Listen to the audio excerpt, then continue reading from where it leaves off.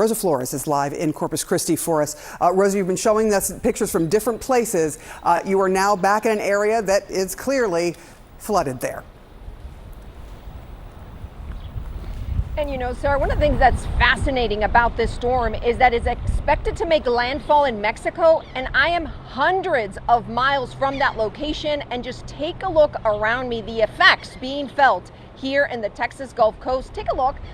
Over here to my left, what you see is the Corpus Christi Bay. Normally it's a beautiful beach. Right now you can see the waves crashing onto the beach and the water levels rising. Now this is not unique to Corpus. The entire Texas Gulf Coast is expected to have some sort of coastal flooding, and that's exactly what we're seeing here in Corpus. Now, this street that I'm live on right now, you can see that it is flooded. You can see that the parking meters are pretty flooded right now.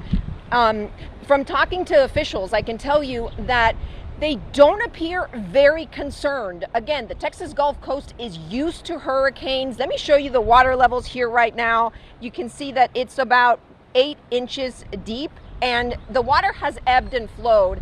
And look around me, like you can see that the water level stays pretty level all the way to the end of the street. Now this street meets up to the highway, and you can see public works vehicles parked out there. We've seen them driving around. They are prepared to block roads if needed. Again, officials telling us that they are preparing for the worst. They always do. But Sarah, they also tell us that they have high water vehicles, boats, rescue equipment on the ready just in case, but they are not expecting to issue evacuation orders.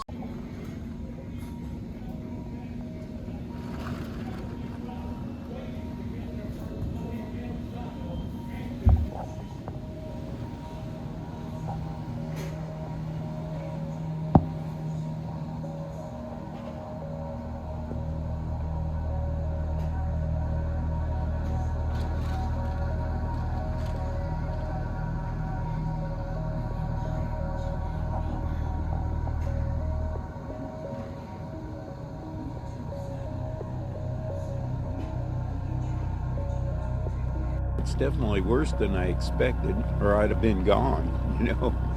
So I should have been more prepared. And you know, it's not even a hurricane.